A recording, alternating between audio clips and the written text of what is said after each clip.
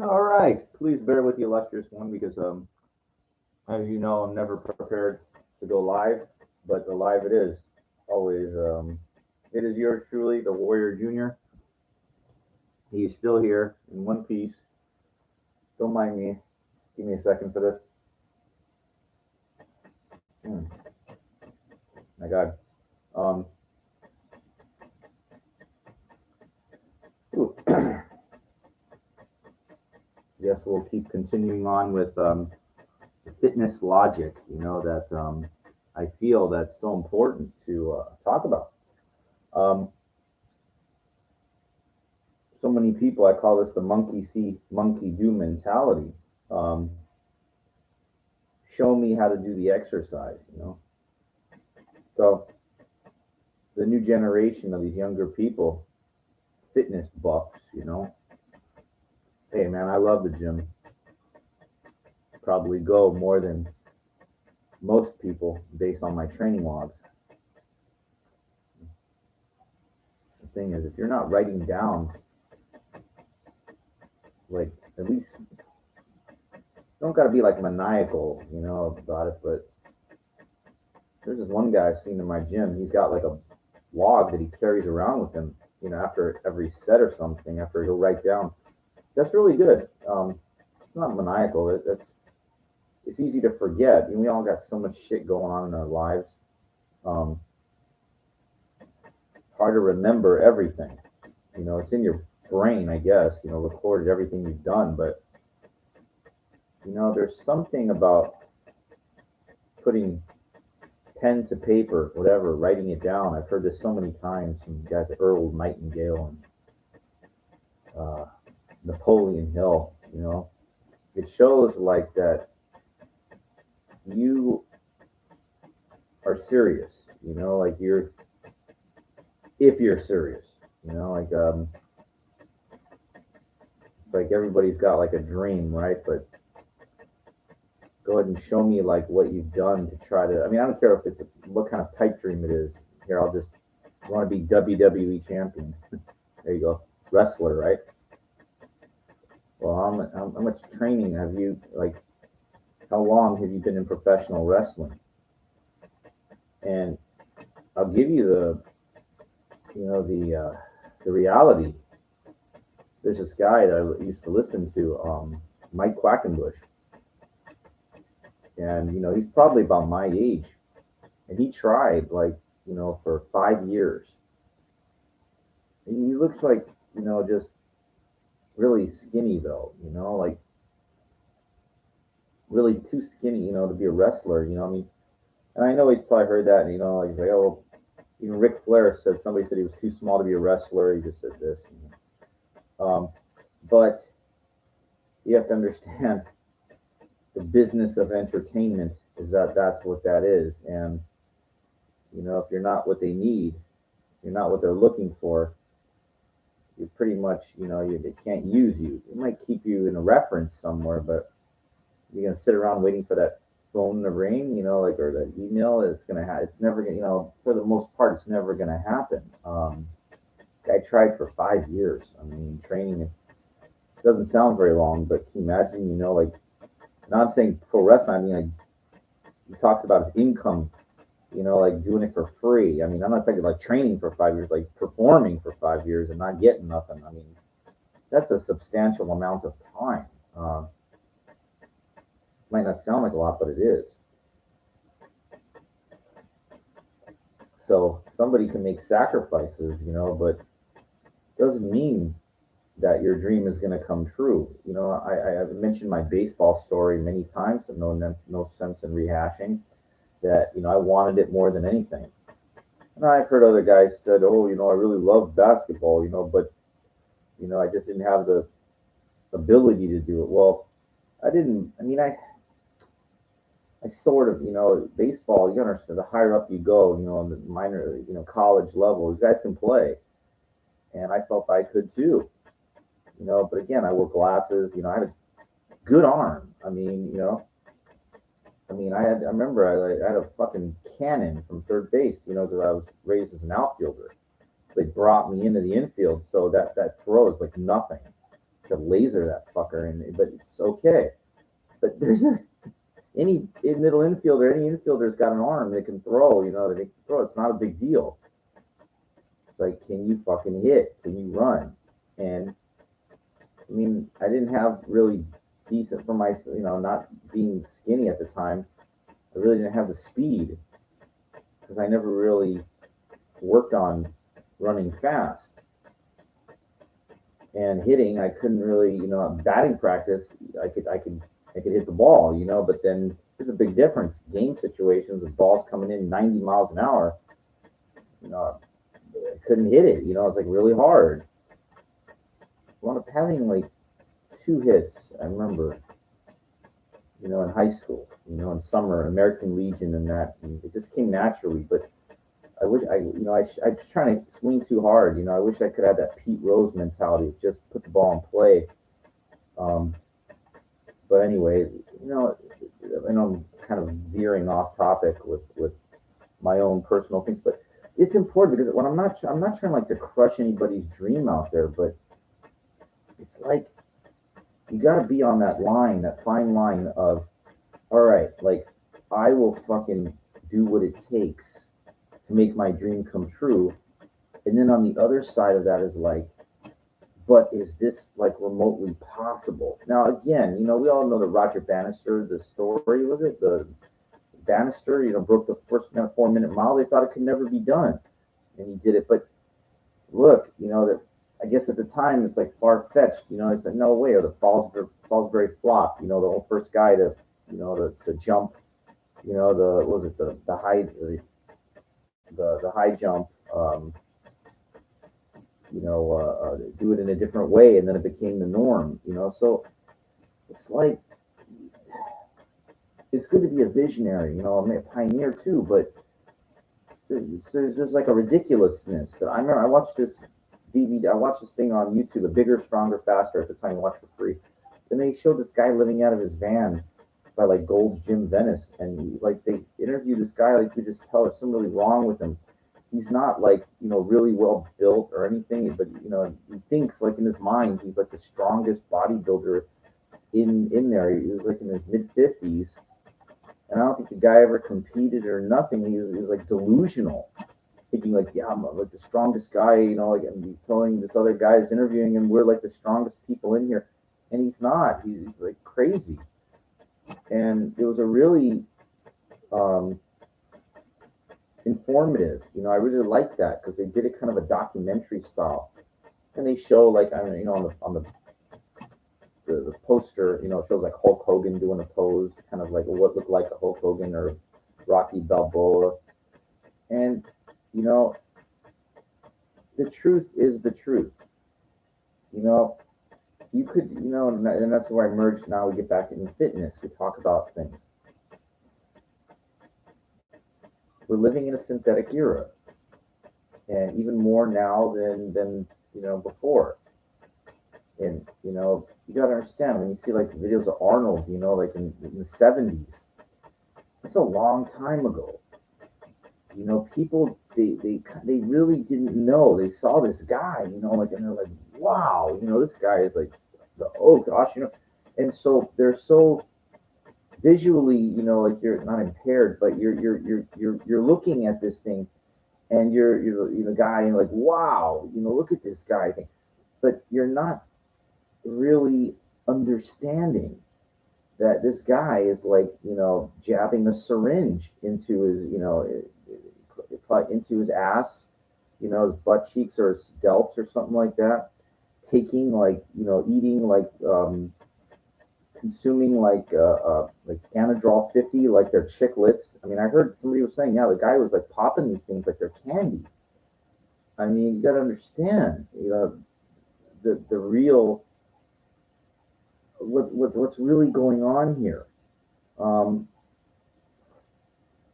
And back then, nobody really, it's like, some people knew, oh, this is maybe, but it wasn't like it is today, where the cat's out of the bag, and you look at somebody and they just go, oh, steroids, and it really agitates me. Well, I try not to get agitated by what people say or think, but can you imagine, like, you really work hard, to try to build a body, and you don't do the things that those guys do. And you would think like, fuck, man, um, where's my trophy recognition, or where's my like where people, you just see like it's like the people that cheat get everything. I know that's not true, but you know what I mean. It comes off that way. It comes off that way that here are these people that do all this shit, and again, it's all. Look, I got a lot of respect for these people, Arnold, The Rock, these people, Michael Hearn, whatever else. But again, it boils down to the synthetic era. And I listened to a thing with a couple interviews. I saw one recently. I already talked about last episode with Jay Cutler, and then this other one he did with Milos Sarchev and somebody else. And he just, Jay, he opens up. Jay Cutler talks about, and Milos talks about like certain types of. There's this one. It's not synthol, but it's a one starts with an E. Now it doesn't matter what it is, but it's an anabolic, a very very. And what they said is like this type is like it gives you like this type of blown up. It's like something. It's a temporary thing where like you really blow up and it doesn't like deflate or uh, it doesn't do any permanent damage to the muscles. Whereas like synthol, the defeat. Okay, okay. When I saw Jay Cutler at the Fit Expo, he was on that, yeah, like that, whatever that thing is, like that pumped up, like air pumped in there, and he was just wearing like this thin sweater, but it was unfucking fathomable. I'm telling you, like 300 pounds, like on that shit. It was unfucking believable. Like I've never seen Ronnie Coleman before, but I've seen, and they said, dude, don't even, that guy's prime. It's unbelievable. So, I seen Jay Cutler in person, like close, enough to where at that time, when with that whatever that shit he was taking, and it was like unfucking fathomable. It was a walking behemoth. It was a walking behemoth at my height. I think he's 5'9", about the same height, give or take about an inch or less, somewhere around there. But it was like this, holy fucking shit. Scary, scary. And what scares me is like, you do this shit, and it's like you're fucking with your endocrine, your whole system, everything. It's not. It's just there has to be, price to pay for going to such extremes. That's why, like, I think he's coming down. Like, I think he was like said he was 230. He did like a recent video. He said he lost 10 pounds in a couple days. He might be even 220 now. Like, and for somebody like that's been 300 like that, 220 is relatively thin for that guy at this point. He's always been huge. Enough about that. So I want to talk about what happened or what I did at the gym yesterday, or what I do to maintain my focus. I've said this a million times that my gym, I call it the library. It is not a hardcore facility. Um, and as I mentioned, I went to Gold's Hollywood a couple days ago, and I really liked the way, not the intensity of people lifting. They don't know what they're doing. I hate saying that, but it's true.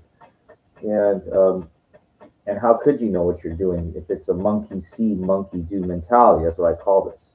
So what is that exactly?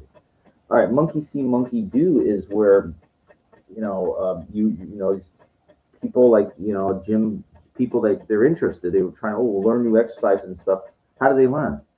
They're not reading books like they used to. Some people did. I did. But it's like a monkey see, monkey do kind of thing, where like watching videos on YouTube or watching somebody work out in the gym and then just trying to copy the exercise without really being able to interact with that person.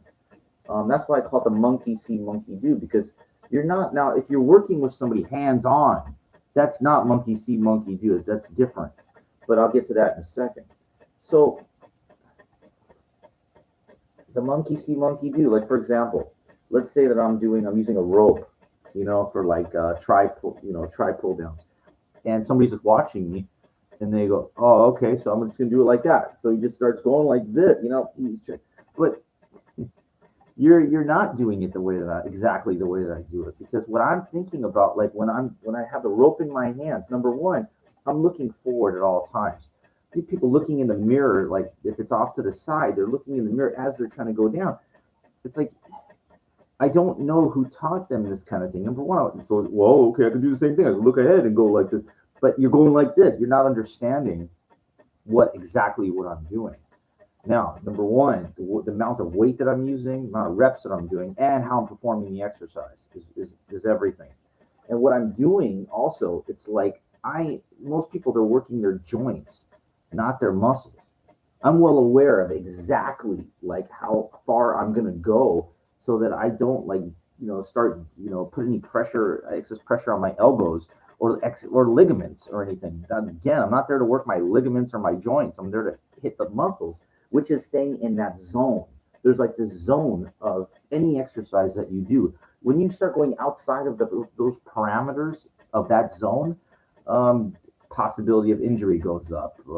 Wearing out your ligaments and your joints goes up. Just, it's like locking out. It's not. This is not. We're not talking like powerlifting type things where the judge criteria is this is cosmetic bodybuilding here, and you can't really. It's not a monkey see, monkey do thing. I would have to be with somebody right there and explain everything that I'm telling you and showing them. So now watch. Now see this last rep that I do, how when I come down, I hold it right here.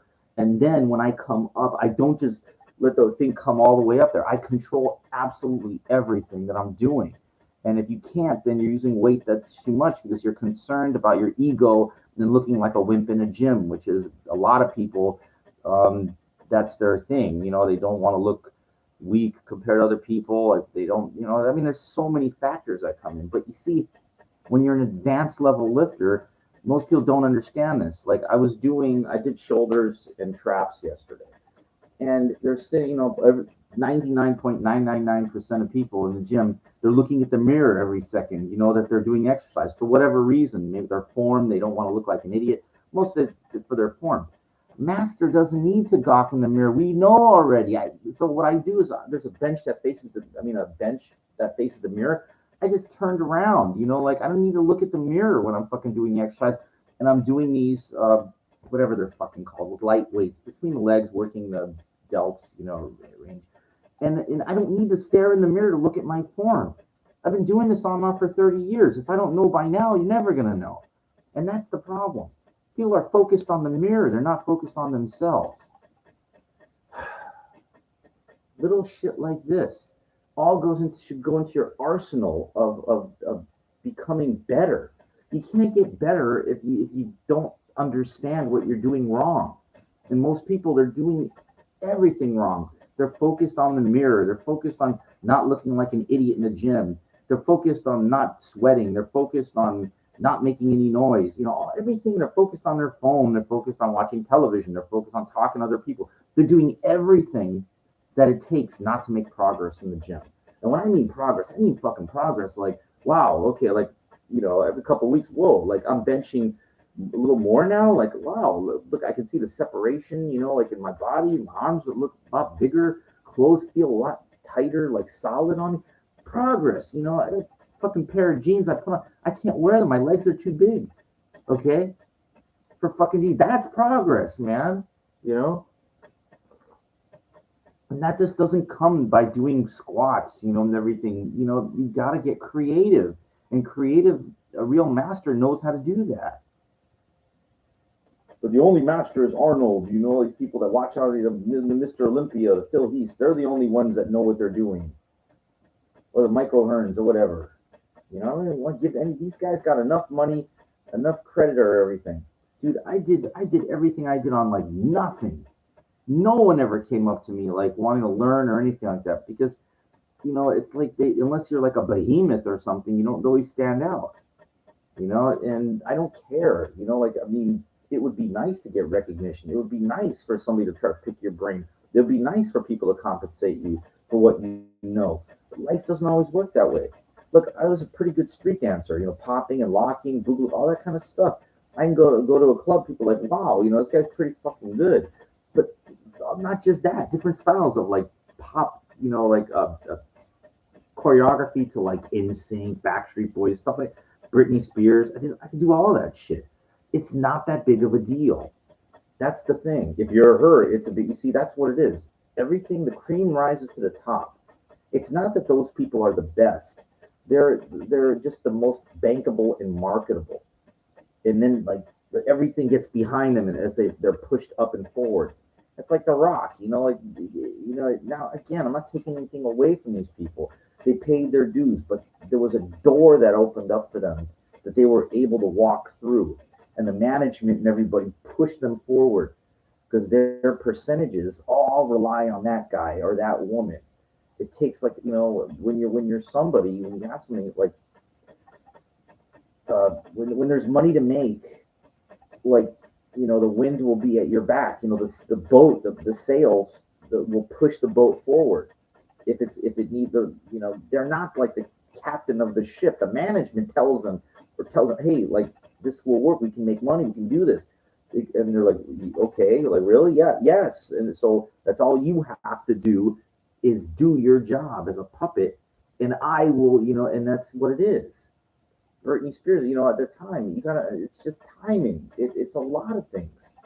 There's people that want it so bad, but they're not, it doesn't matter. They don't have, the right, it's just a weird thing. Like when we're talking about fame and entertainment, there's an element of like, you know, if there's a market for you personally, like, and a lot of people just can't handle, the rejection, or look, you could waste, or you could spend a majority of your life trying to create something that's not there, and you might want it so bad, but it's like a society, that they kind of dictate the market for certain things. I've seen the dumbest things that you can possibly imagine on television. Don't watch it for very long because it doesn't do anything for me. But I just saw this thing at the Arnold thing. I talked about this, the slap championship. And I'm saying this is what's getting on fucking television. None of my ideas for a great street dance movie, or the ideas for like that other kids fantasy like superhero that are street dancers. Nothing that I came up with that I wrote out. But and then I'm seeing, or something along the lines of like an interesting like bodybuilding, or something along the lines of like chess. No, there's nothing on that. It's just like the dumbest things you can imagine. So again, it's just when things are beyond your control, there's no reason of getting upset about it. But again, it's like Arnold's fitness thing, like, so he's there, so he's got a tremendous amount of power.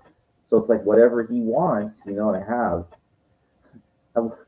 I saw this thing. It was the Arnold Classic, the one, I guess, and just the end of it or something. And of course, there's like a giant statue of Arnold in the behind these guys, these huge guys. And of course, the statue is way bigger than all of them. So it's all, and but so I'm looking at it, and Arnold's in the famous pose, the one where, he's doing the thing, and you could see it looks like him, the whole thing. And then, but I see like, but there's something not right. I said, wow, his calves look huge, for on his thing. I go, he didn't have calves that size, dude. He had like, they were diamond shaped, but they weren't. The guy's tall. He doesn't have big calves like that. And it was just funny. I'm sure that he made it that way to make my calves look bigger, so I don't look stupid, like little. And see, he's smart. He knows, but it's farce, nonsense bodybuilding. I mean, you line up all these guys, mostly, just a hallway or anything. They all look incredible, right?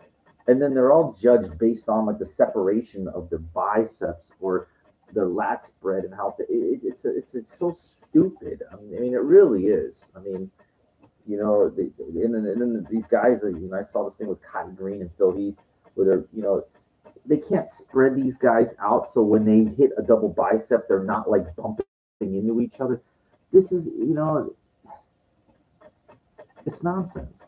It's really nonsense. And I mean, it's a prestigious thing to be in an Olympia, to be in this kind of thing. But I just think, like, the reason bodybuilding, the reason that it was never, well, it's big now, in Las Vegas.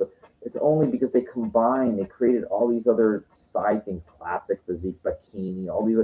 If it was just men's body, there's not that many people per se. If it was just one division like it was back in the 70s or 80s, like it was suffering. It was like it was a thing like Joe Weider. It's like, okay, one show, but he didn't make his money off that. He made his money off of his publishing. He made his money off of the supplements. He made his money off of selling workout equipment. But initially, it all started with a magazine, Your Physique. So, really smart Jewish mentality, like chutzpah, to find a way to make money with your passion. But talking what, 1932, 1926 or something like that. He was a kid, 10 cents, I mean, it was, you're young, you got that belief, that drive, you could do anything. Only when you get older, you realize the reality is, I mean, you got a lot of knowledge now, hopefully, but, it's just like, you get cast out and forced out in a nice way if you don't have a real name, or something. Like, who needs you? Like, that's the vibe that I get. I get that, the feeling of that, of not all women, but kind of like they're just too caught up in this 21st century busy phone. I gotta go someplace thing. Yeah, that's good. I don't let this affect me, but because you can't change society, you can only change yourself. And as this guy Steve told me a couple of years ago, a Jewish acquaintance of mine said, I don't get mad over things I can't control. Kind of hit me right between the eyes when he said that. What a powerful statement, powerful way of thinking. I really like that. I want to finish up with the monkey see, monkey do thing. Okay, so I was in the gym yesterday, and I discovered, I think I don't want to give any credit. I'm tired of giving credit to these guys that they got enough money and everything. Um, Talking about some interesting trap exercises. Taking a bench and incline, moving it to about 60 degrees. I think. I think it's 60, yeah. So not 45, but higher up. It's about 60, maybe even a little higher. And taking a pair of, I think, you know, seen these guys do this, but it doesn't matter. Um, your chest is leaning on the back of the thing, and basically, so with the dumbbells, out, and you're basically coming up. Um, and if you're coming up, you really feel it in your traps. So I was like, wow. Doing it with pretty light weights, 15 pounds in each arm, but I'll go up 17, 20 to 22. Um, was in the gym, was real busy. I was lucky to get the bench to use, and all the weights were gone up to 35. And I go, okay, this is going to be a PR. So it was it was pretty heavy for me. I was able to do a set, 12 reps or whatever it was, for 35s. But that's all ego. I don't like. I'd rather go. It's all right. Go lighter. On these type of specialization exercises. But perhaps you need to. They say the hard and heavy. Put a lot of pressure. But the second exercise is really the one that I'm saving it for. That's the one. So that the 60-degree rows, or Poland, or whatever they call it.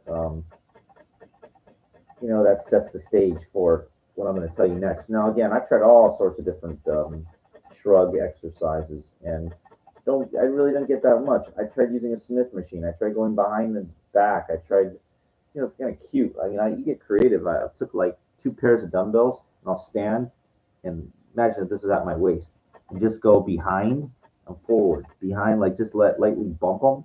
And think about this: your traps are getting hit. Like as you're with pair of dumbbells. Relatively light dumbbells. Whatever, 20 pounds maybe. Um, so, but that's not the big one. So again, I've tried all different weird trap exercises. I've seen guys doing the generic shrugs, and none of these guys got any traps. And I'm saying, what, kind of skinnier guys. How can you got to have some thickness to have. Think about this: thick traps, thick neck. Like that. That's part for the course. So I watch it. And I don't know who showed this, but this one guy, like he had this. He used this thing. It's like a hex bar. That's what I think it's called.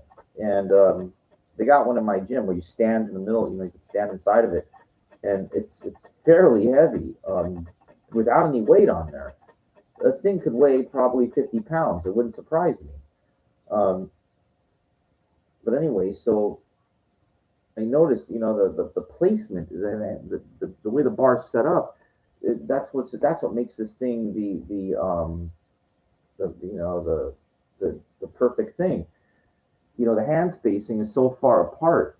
So when you're coming up, it's like really hitting your traps. Like it's an amazing device, a piece of equipment. Now, it's not a very comfortable exercise because it's hard, like so. I started doing them and I started noticing better trap results. Now, I've seen, they say that I talk about the farmer's walk. I'll do a little bit of that too. And I'll feel like, the pressure, my traps, you're walking around for a little while, holding that bar with weights on it, or just the bar in of itself with the weights on it. After a little while, I'm like, whoa, okay. So, I moved up, I'll go up to like 45 pounds on each side. It's enough for me. Like it's hard. Now, the thing that I want to talk about is where that bar is located, that hex bar. We have there's like a astroturf type area, and a lot of these trainers, I call them like glorified cheerleaders, and the reason I call them that is because I cannot help but they're talking about where they go on vacation, where it's just the same thing all the time. I can't, how can you not hear it? The music's not playing loud enough, and people aren't working out hard enough. So in the library, if somebody's talking, everybody can hear it. The gym, my gym, the library. So what I what I did was, these two chicks, they just, this one chick, the trainer, blabbermouth, like talk about Vegas and everything. So I took there may be like 10 feet from me. So what I did was they have like the plyometric blocks, I took one and I put it in between me and them, like it was a partition. I set it up and and the reason, because like I did it for a couple of reasons. So I put the barricade there, so like because I've seen clowns, people come in there trying to like get to, or like do their exercises. So like I basically put that divider there, so like as I'm doing my exercise, nobody can get in. And I didn't laugh, like I'm laughing now, but my point is that I'm very focused and serious when I'm in the gym. Um, it's not a playground. It's not a place. I don't laugh in there. I'm not there to joke around. I'm not even there to talk to anybody. When I was warming up, there was like chicks all around me. I didn't even look once. I know it's like weird because I try to be different than everybody else, and instead of gawking at these women, I try to focus on myself. And it's like I guess it's not that big of a deal to any of these women. None of them ever came up to me and said, "Hey, like, what's your story here?" No, they don't care. And you know what? I don't care either. I care about building. I care about, as I talked about, the three pillars. I care about the end result is not for me investing in these women that don't care about you anyway. They don't even know you. They don't want to get to know you. Maybe they do, maybe they don't. But that's not what's important. What's important to me are those three pillars. Because if I have money, I can just pay, to get women to have fun with. That's all I care about anyway. So again, building the best physical version of myself, being the best educational, knowledgeable person I can be, getting my doctorate, learning, and then financial, building a business or making money, like I don't care if it's trading sports cards or whatever, that's what I like. So the whole thing is to have all three. You just got one. Look, I remember I lived in the gym one year, I didn't have any make any money or anything, didn't build my credit, I built a good body, but I wasn't building a life. I've said this before, you can build a body, but you got to build a life too. If the gym is your whole life, look, all these guys like Kevin LeBron, they got money. They got their own gyms. They got businesses and stuff like that. But Flex Wheeler, he owns his own gym. So they got money. So, that's what it is. You got to build a life. I got a friend, he's a little out there. He's a good guy and everything, but he says he has money, but he goes all the way to Hollywood to go work out, in this commercial gym that's like $25 a month, and I don't, he's not building a life, I mean, he's not. I mean,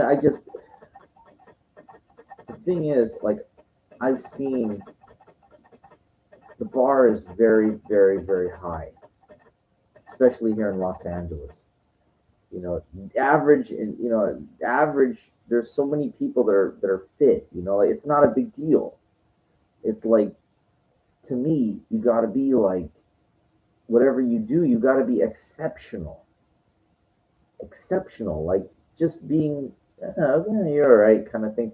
It's the bar is so high. It's like considered mediocre here.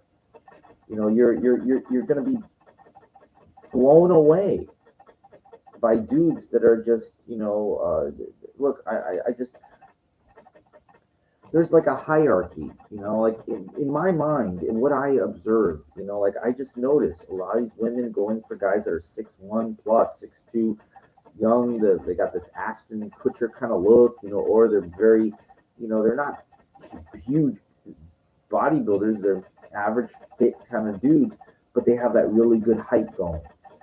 Or they come from money, or they come from somewhere else, or whatever. And like, I feel like if I'm walking down the street and this a guy with this girl, they're coming right at me, the dude will like try to step on me, literally, like you're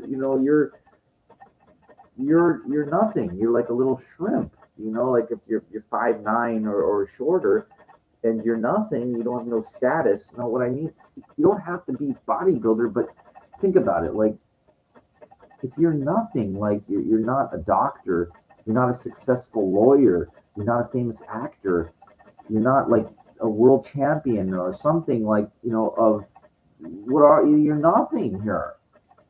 And I'm very sorry to say, but it's like it's a status thing where you're sized up, like you're sized up, not just physically, but again, like who are you kind of thing. And if you're nothing, like, really exceptional, then you're like discarded. You're kind of like, trash. Like I mean, I'm sorry, like, and this is the way that I see it here. Like now, it works for women. It's different. They might think the bar is extremely high for them because if they're getting older, they're not young, and it's not. I completely disagree. I knew this woman. She's like very homely looking, and guys will hit on her all the time. Okay, now, and I say it nicely, like she's a sweetheart, nice person, but she's very homely. She's not like, you know. And so my point is that the women, their egos with competing with other women watching commercials and stuff, but when it comes to getting attention from guys, they have no problem. They have absolutely no problem. They get their pick of, and it's like the balls in their court. So they don't have to, they choose those kind of guys, or for whatever, like the guy has something to offer that she can't resist. So it doesn't matter. Like it's very hard for me to sympathize, with women's plight because they kind of like got a good they got a good jump out of the gate, like as far as mommy and daddy maybe helping them get started, finishing college, getting good job opportunities. I mean, it's just I know I'm being generic, and vague, kind of like what I'm talking about. Not all women. I know I'm not saying all. There is no all of anything, but this has just been my perception, through being alive for as long as I have and learning and observing, and seeing basically like who has what, who gets what, how did this person get what. I mean, I'm not trying to belittle or demean women, but a lot of them, most of them, they're not self-made. I mean, they got a good jump out of the gate, or they married somebody with money and they got divorced, and they took a good portion, and that's that's the reality of it. Because how do you explain the divorce rate in Southern California? It's two-thirds, 66%. So I don't make up the numbers. The reality is the reality.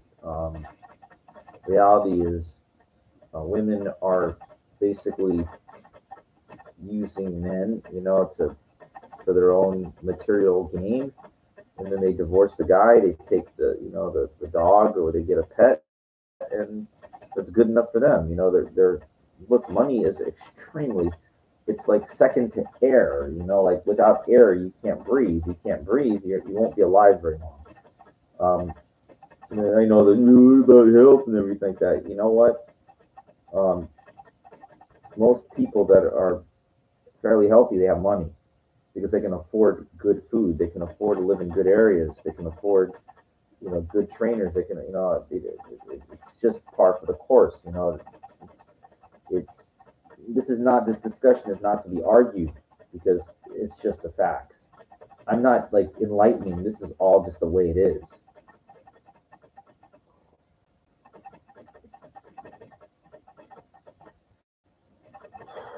You know,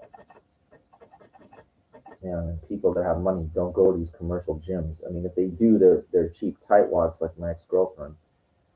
Um, they just don't. They don't need to be around all these people, and alter. It's stupid, like they have their own gyms, and they, we're talking about people that have real money. Um,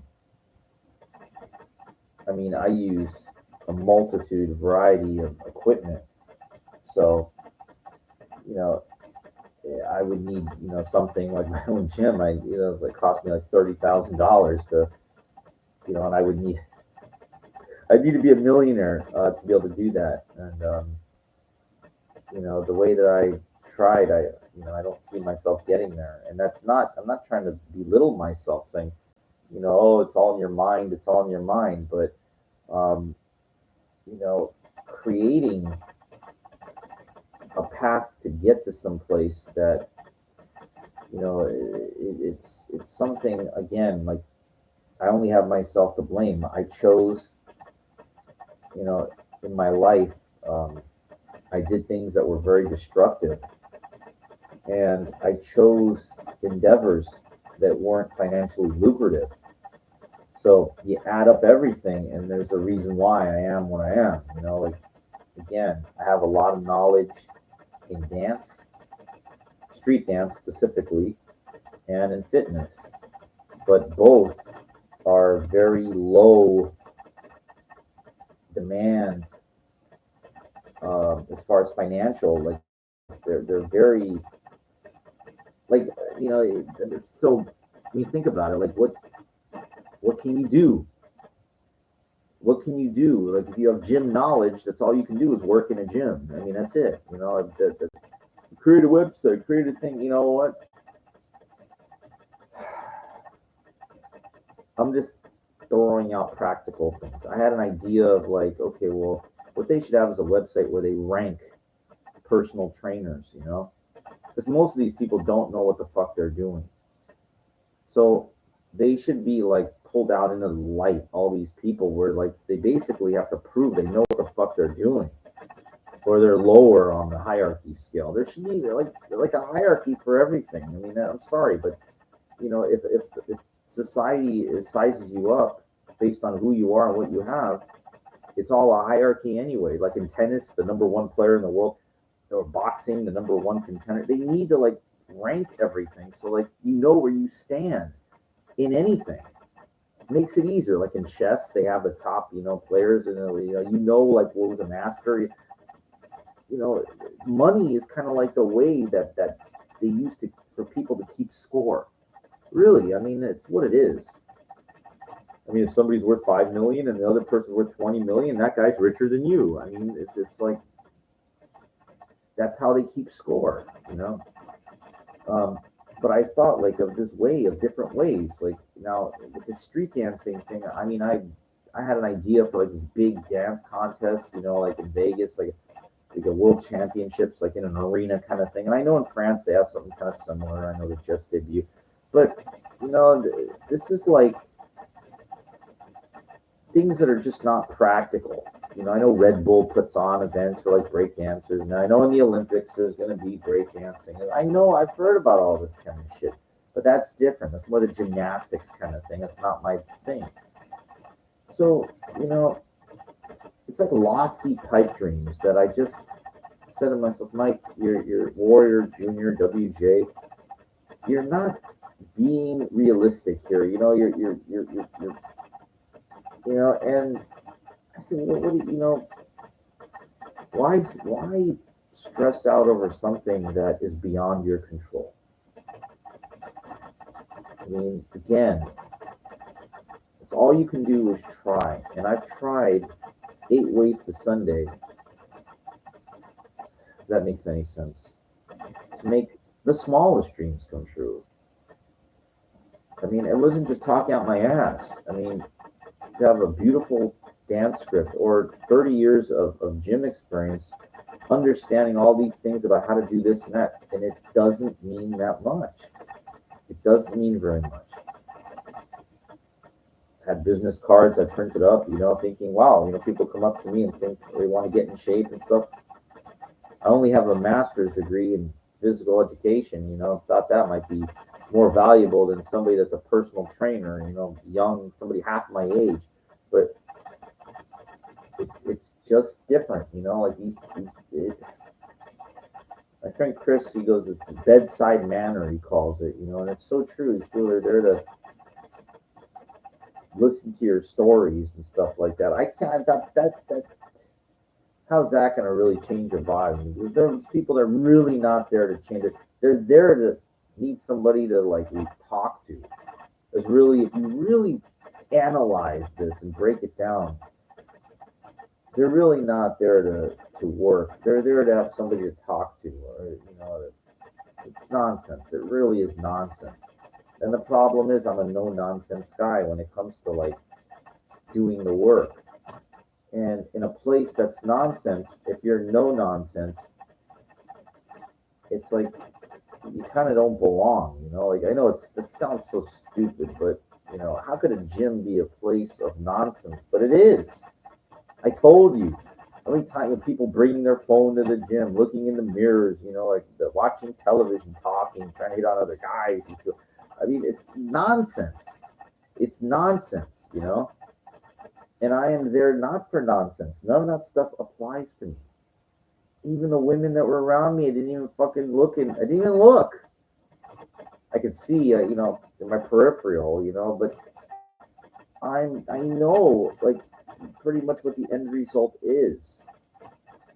And I just, I know what has value and what doesn't.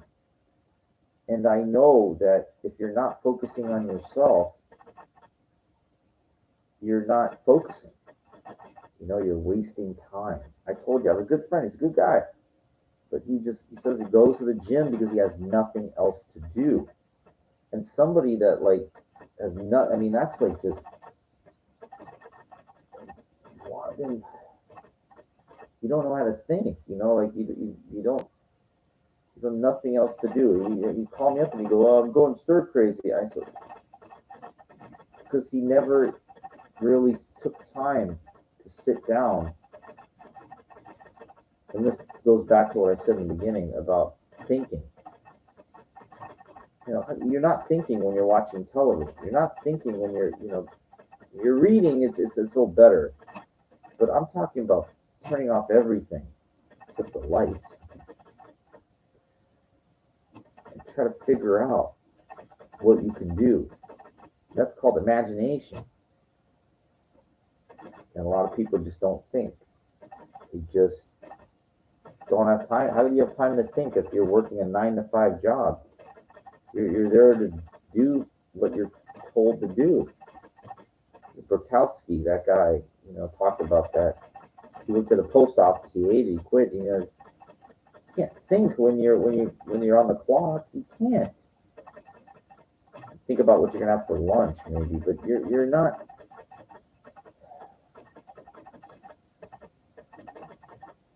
And it just creates like a slave society. It really does. So I believe the pyramid is on the back of the dollar bill.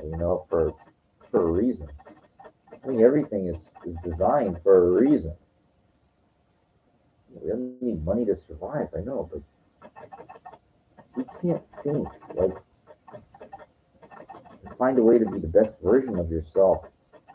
I think you're just wasting time. And I know I said this before in the last episode. As Arnold said, he'd rather be dead than average.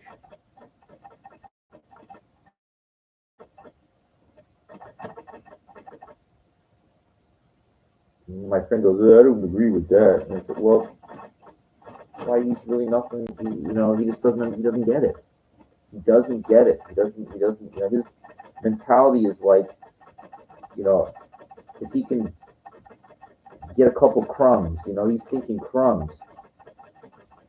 Meanwhile, the people that he works for, they're eating at the buffet every day.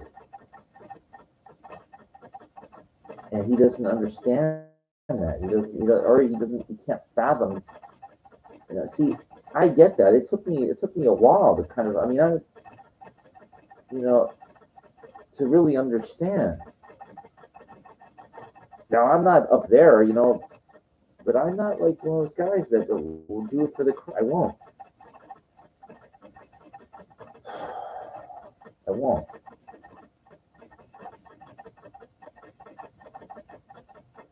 Most people will, I think it's a brainwash to go to school, get a job, try to survive. Boy, that sounds like a real life, It really sounds like chasing your dreams. When do those dreams come to an end, like right after high school?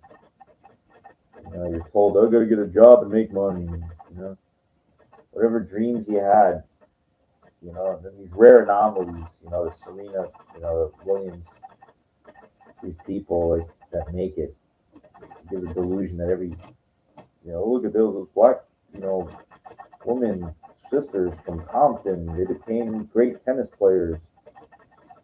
How many of them are there? Two, Tiger Woods, one. There's anomalies everywhere, I guarantee how many of them people have tried to become something and never even heard of them.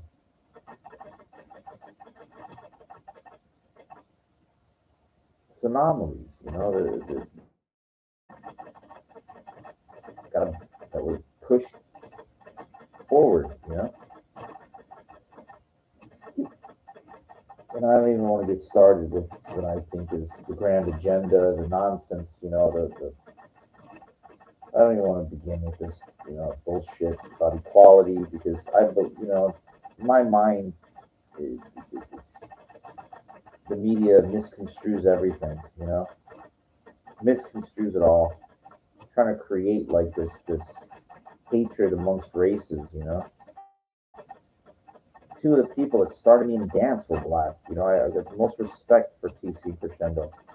I can name so many black artists that helped me. When I mean black artists, I mean dancers. Electric Boogaloo's, the Pop and Pete. You know, there's so many guys that, you know, I got to meet. Fred Rerun Barry, what's happening? They passed away. These guys are like so cool to pick their brains, you know, and tell them how much they meant to me. Michael Jackson, you know, I was lucky, but I made my own luck. Like I really, really wanted to learn about all this. You know, I immersed myself in the history of street dance. Like I wanted to know, why is this Shabadoo, God rest his soul, Boogaloo, you know, Boogaloo Shrimp, guys that would talk to me like they would, you know, I would go to these events and I would compete and I would dance and I would try to learn. But more than, it's not monkey see, monkey do. Like I wouldn't just go there to copy. I want to understand who created it. Where did this thing come from? Why do they call it this? Who did this? Who is this Lockers? Who is Tony Basil? Who are these people?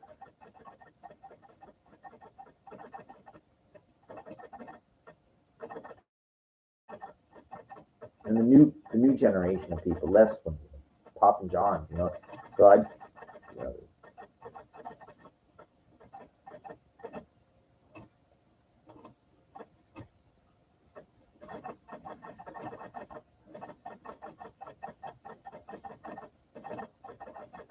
a lot of people that are very, very, very good laptop, you know,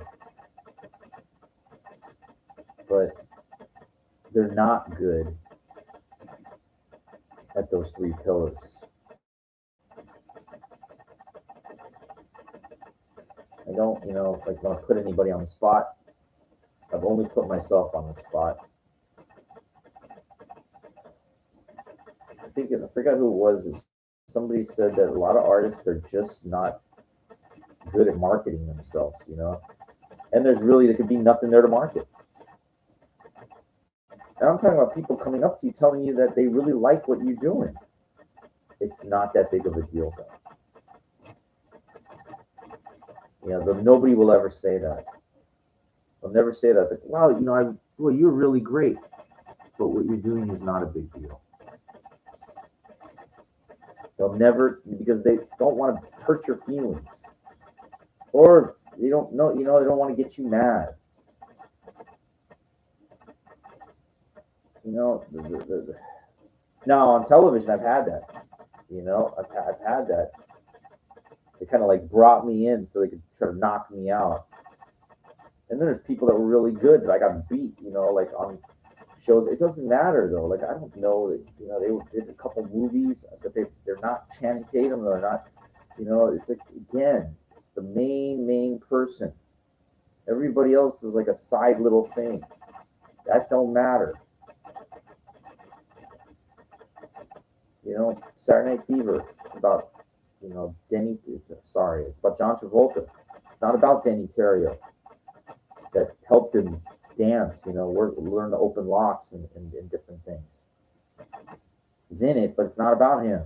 It's about John Travolta, Tony Manero, whatever.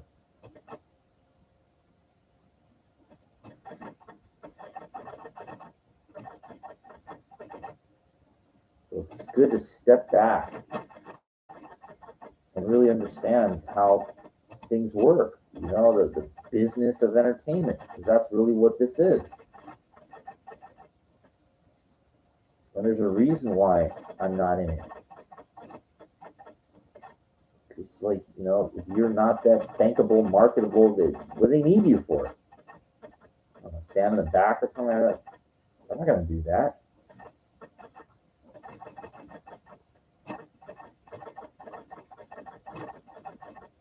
But a lot of people will. And you know what? That's up to them.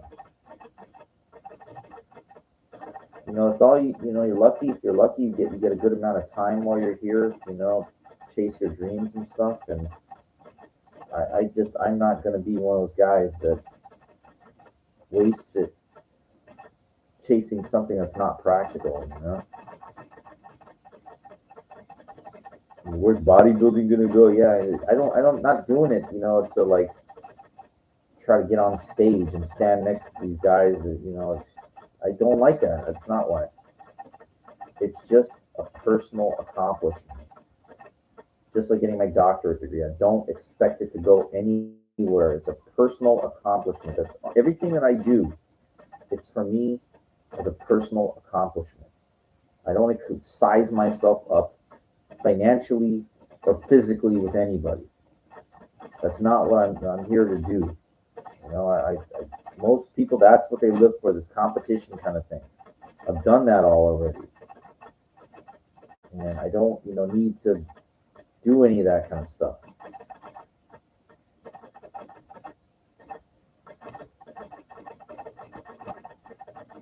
Maybe you could sit and think to yourself, like, whatever you're doing, who are you really doing it for?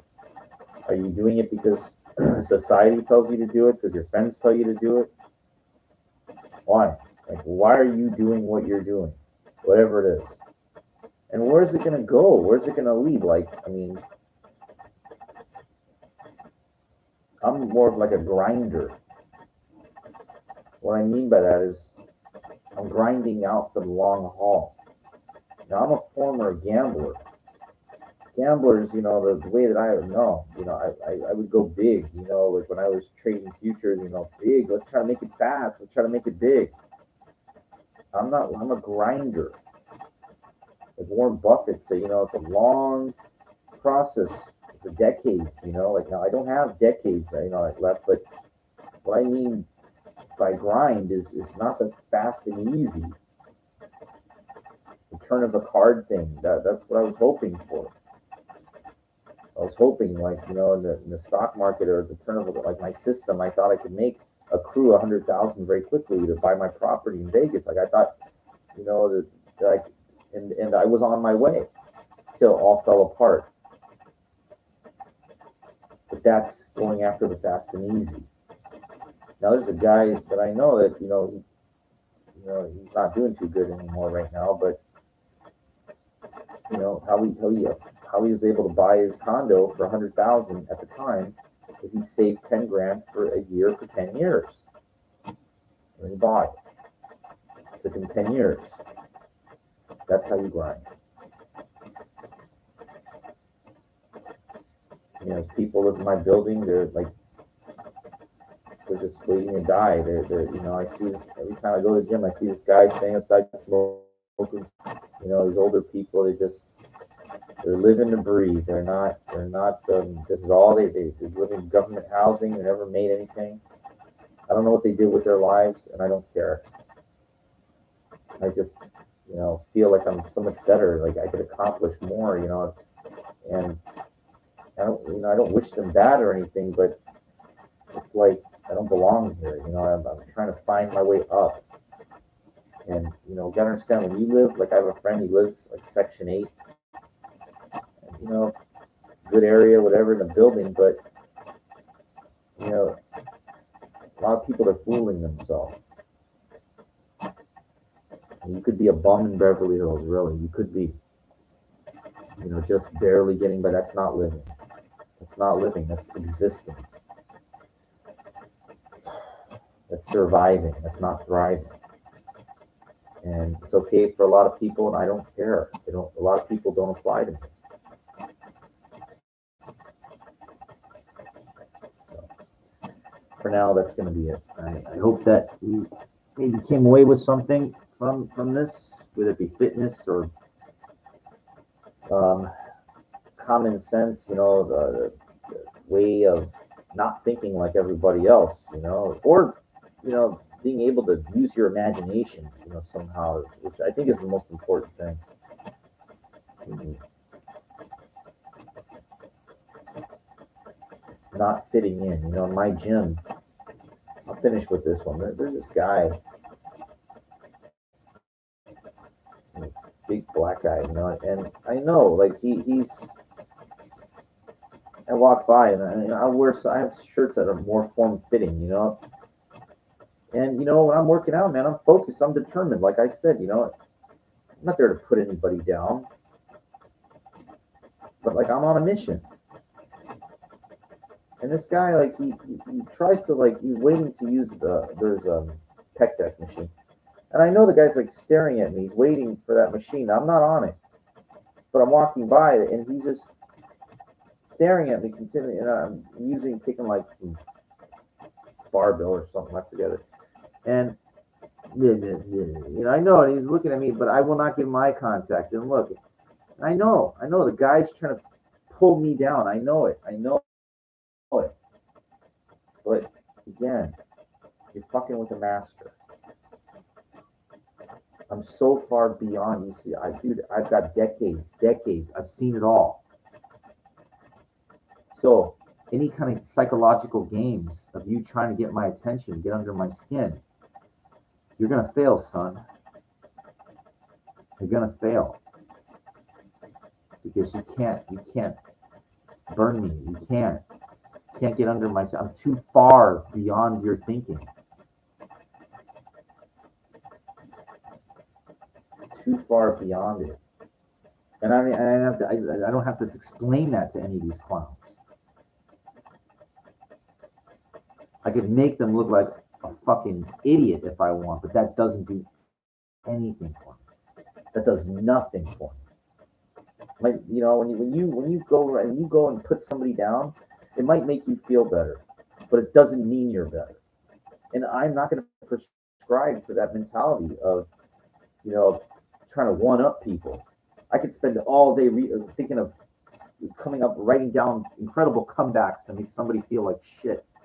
That does absolutely nothing for me. Nothing. It's not supposed. I'm not there to put people down.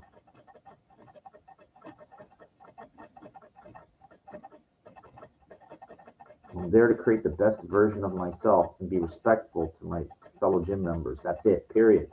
I'm not there to even help them.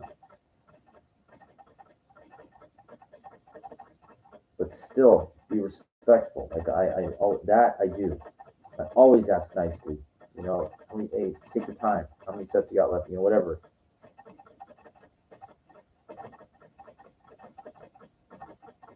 But they ain't gonna take my hardcore mentality from me. No fucking way. No fucking way. I'm not gonna reduce my intensity to appease, to fit into the soft core phone, mentality of these people. When I feel like, when I got I fucking, like, I took the foot off the gas yesterday. I was a little down. I don't know why. I didn't feel too good. I mean, sometimes it's hard, if your food, your eating is off, and I go to the gym and I'm not properly fueled up and everything, and it's like a little lethargic, not really in, I take the foot off the gas a little bit, but I still do the workout.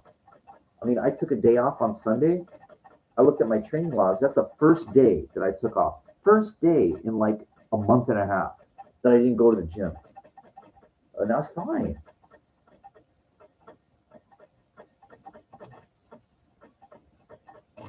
I take this shit fucking serious, And you should too. You should take everything seriously. It's good to have fun.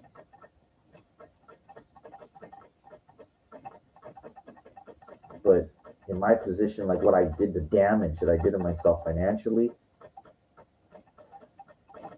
it's hard to like have fun when you're trying to like really to build a life. It's like my friend. He's like, "Oh, I'm gonna go to New York. I'm gonna enjoy." And this guy, he never thought to himself to buy property. He never thought, a guy like that will never have anything. Will never, but that's, again, it's not my job to like. He's a good guy and everything, but some people, they just think so little. Like they're happy with crumbs, like. And I understand you need, gotta, it's look. It's just,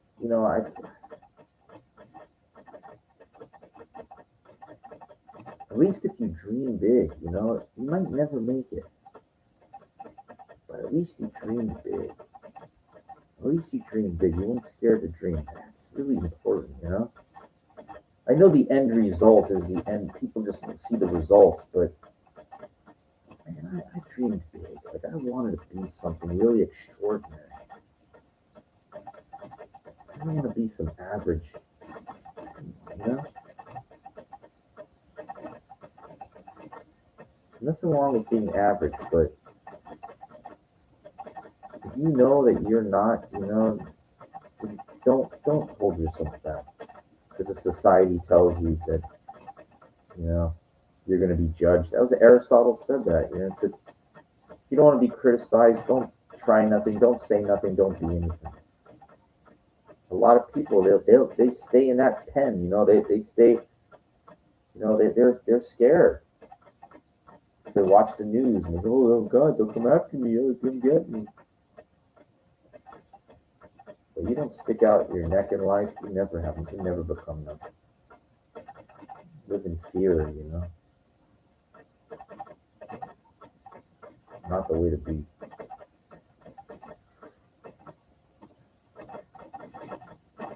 Anyway, hope you enjoyed this one. Covered a little bit of everything. Until next time. Who's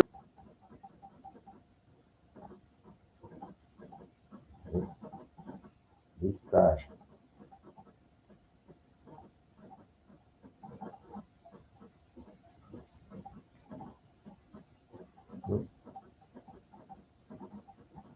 No, that was a really good one. What's